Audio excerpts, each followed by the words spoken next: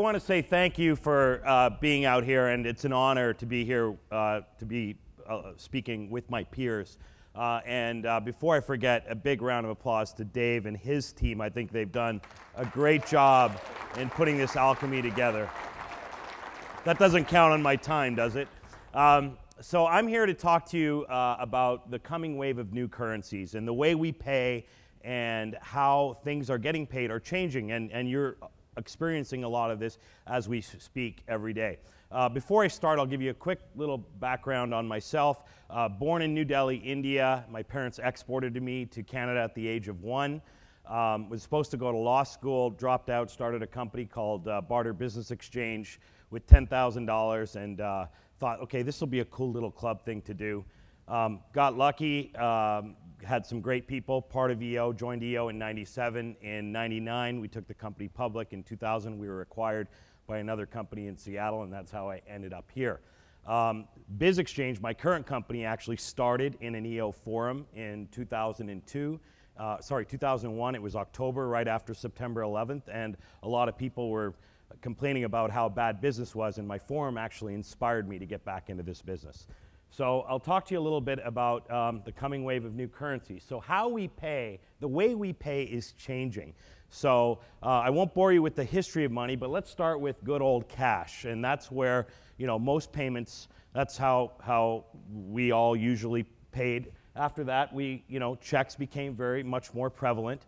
And then we got into credit cards. In fact, credit cards are only about 40 years old, and Visa was started right here in Seattle by a guy by the name of D. Hawk, bringing a lot of banks together. And then you go into, online, you've got mobile, you've got things like Square, Level Up. Anybody here use their Starbucks app at the Starbucks? Okay, anybody using Square? Okay, so these things are changing, and the way we pay is changing rapidly and dynamically every minute. NFC, lots of things going on. But one thing that's remained constant and that is not changing is in the center, and it's all predicated on cash. It's still, the currency is still cash. So whether you're using a check or you're using a credit card or you're using your mobile device or you're doing it, it's still hitting your bank account. Make sense? So what do these companies have in common? General Electric, the Seattle Seahawks, Porsche, Pandora, and even EO Alchemy. What they have in common is that they use non-cash transactions as part of doing business. And in fact, can anybody guess what percentage of the global economy is non-cash? Over 30%. And this was prior to the financial crisis, and it's growing. And so this non-cash way of doing business is most of it is old-fashioned barter. I'll give you something, you give me something. Has anybody here ever traded for something in their business or personal life? Show of hands. Okay, don't worry, no tax people are here.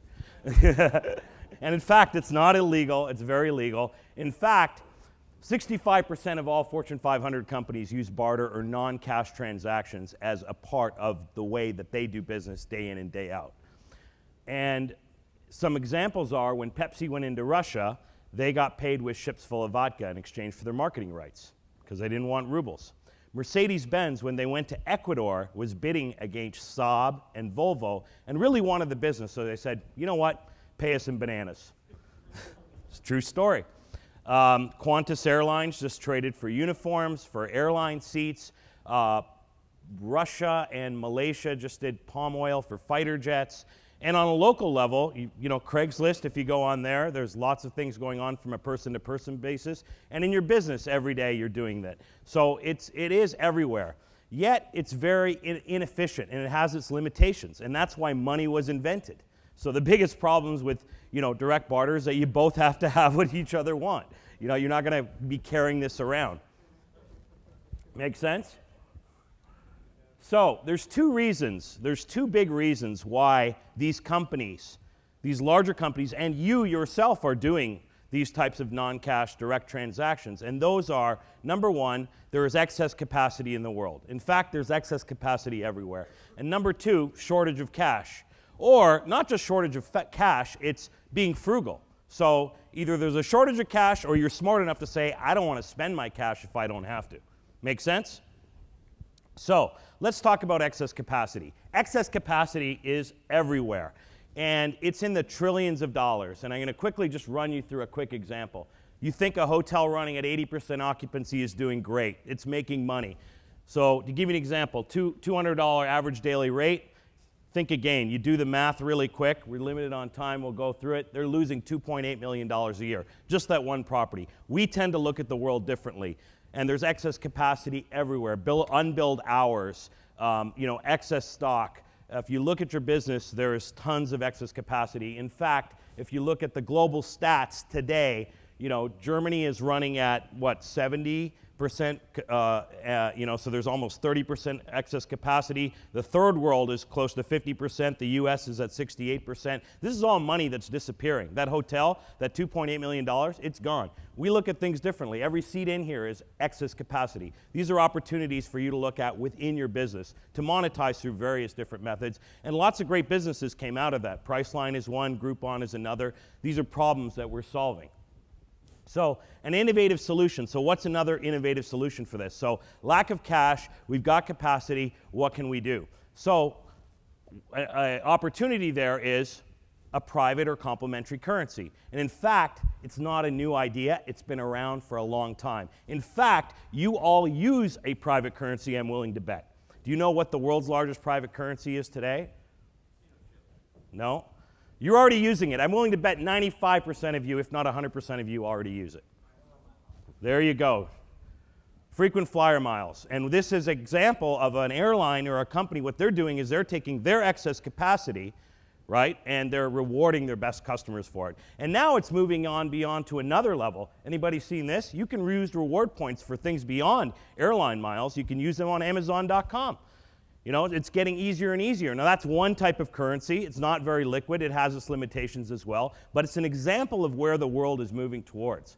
So if we look at private currencies, these are more traditional private currencies that are similar to what we're doing.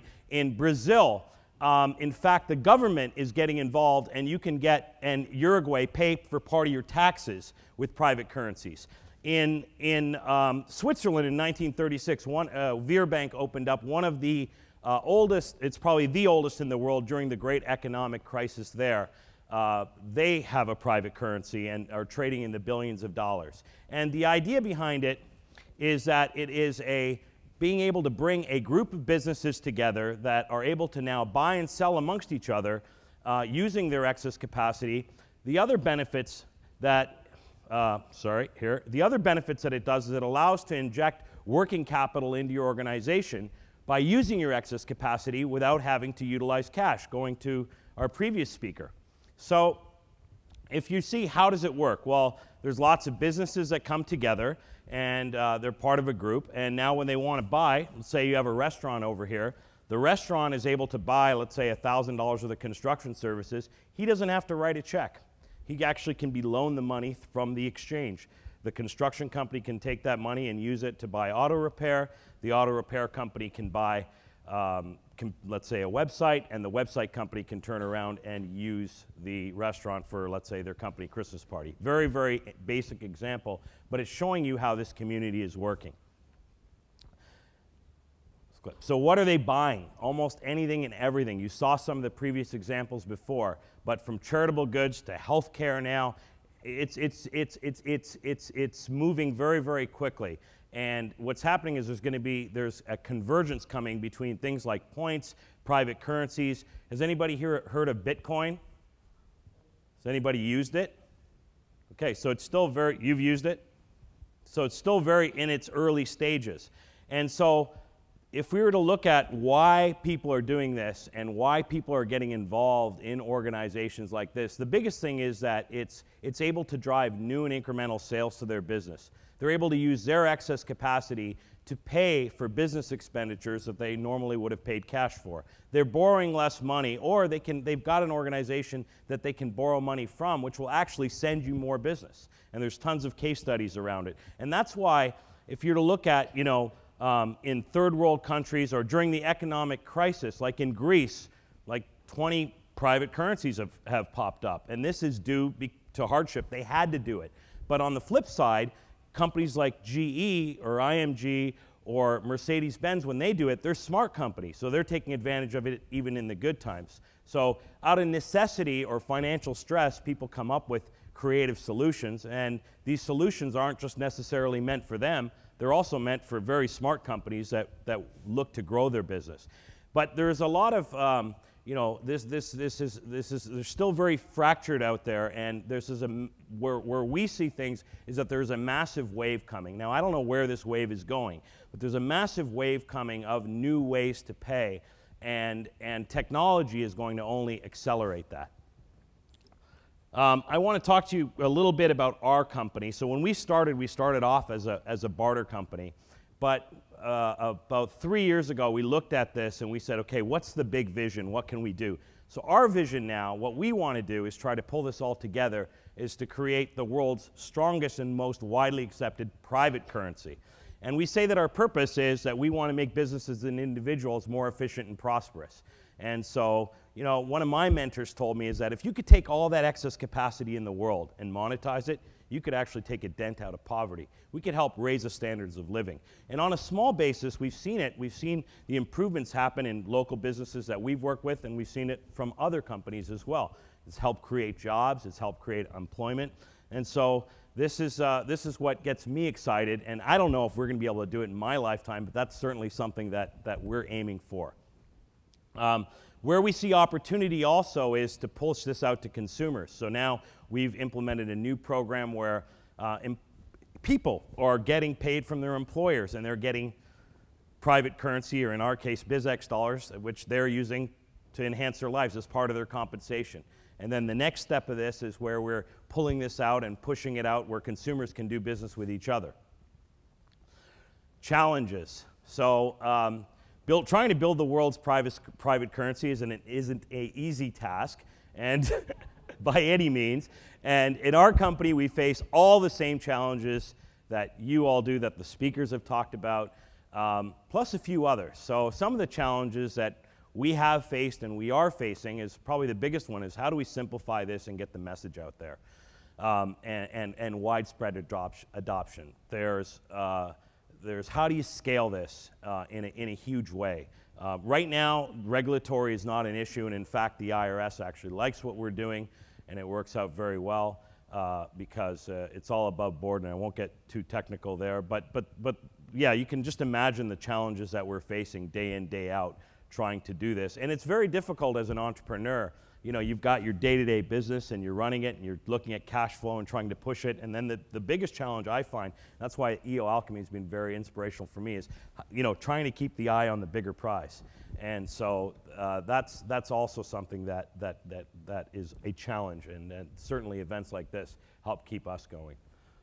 So the world is changing, and if you look at it, look at email to postal service. You've looked at radio and technology, DVD, Netflix. All these various different things that have happened. But the one thing that has remained constant, very much so, is money. And so what I want to leave you with, one of the big things is that I think money is going to change. It is changing. You're already seeing it. And then a couple of the other takeaways that I wanted you to, as an entrepreneur, share with you is that change is everywhere. And it is happening. When we looked at our keynote speaker, The Art of Vision, he talked about challenging the assumptions that are there. Look at your industry. I was, having dinner with the mayor of Issaquah, Mark Anderson, and he's in the rewards business and he sells trophies, but he's looking at how can he it's not about the trophy, it's about creating that memory that can last. So these are opportunities. And the last one is, think big, and when you've thought big enough, can you think bigger? So thank you very much. It's been a pleasure to be with you, and